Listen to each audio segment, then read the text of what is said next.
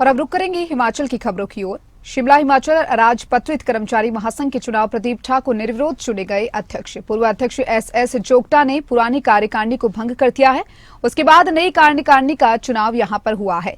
नवनियुक्त प्रदेशाध्यक्ष प्रदीप ठाकुर का बयान, कर्मचारियों की मांगों को सरकार के पास प्रमुखता से रखेंगे। प्रदीप ठाकुर ने कहा, उन्होंने कहा कि हमें पूरा विश्वास है सरकार मान्यता देगी।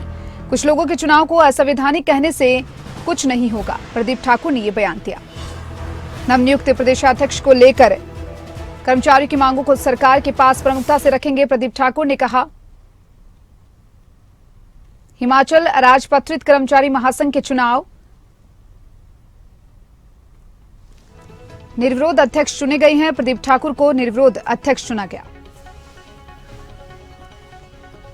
हिमाचल राजपत्रित कर्मचारी महासंघ के चुनाव हुए हैं। प्रदीप ठाकुर को अध्यक्ष यहां पर चुना गया है। उन्होंने कहा कि हमें पूरा विश्वास है सरकार मान्यता देगी। नवनियुक्त प्रदेशाध्यक्ष प्रदीप ठाकुर का बयान सामने आया।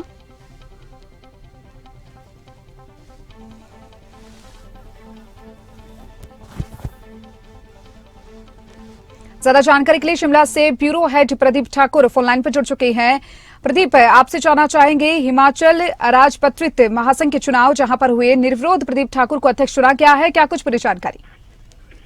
बिल्कुल, देखिए दीपिका, आज राजपत्रित कर्मचारी महासंघ के चुनाव हुए हैं और इससे पहले ब्लॉक और जिला स्तर की कार्यकारिणियां बनी और फिर प्रदेश स्तर का यहाँ चुनाव हुआ है।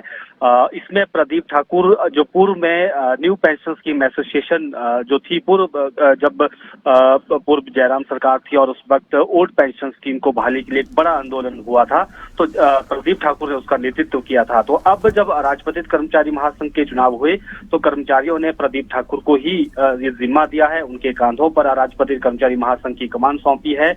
और ऐसे में अब आने वाले समय में जो बड़ा सवाल रहेगा कि मान्यता किसे मिलनी है और सरकार के समक्ष मान्यता का दावा भी पेश किया जाएगा। और इन्होंने कहा कि जो ये चुनाव हुए हैं उसमें कर्मचारियों की बात सरकार के पास रखेंगे और हमें पूरा विश्वास है कि मान्यता हमें ही मिलेगी। हालांकि इसके साथ साथ समानांतर आज एक बयान जारी हुआ है राजपत्रित कर्मचारी महासंघ की तरफ से ही, जिसमें त्रिलोक ठाकुर कर्मचारी नेता हैं। उन्होंने कहा कि ये चुनाव असंवैधानिक है और हम पैरेलल यहाँ पर चुनाव करवा रहे हैं। तो अब देखना ये होगा कि दोनों संगठनों में अगर ये चुनाव हो जाते हैं त्रिलोक ठाकुर गुट के, तो उस स्थिति में सरकार मान्यता किसे देती है, प्रदीप ठाकुर के गुट को या जो प्रदीप ठाकुर के नेतृत्व वाला राजपत्रित कर्मचारी महासंघ है, या फिर जो भविष्य में त्रिलोक ठाकुर के नेतृत्व में नया जो संगठन बनना है, क्या उसको मान्यता देते हैं, ये देखने वाली बात होगी।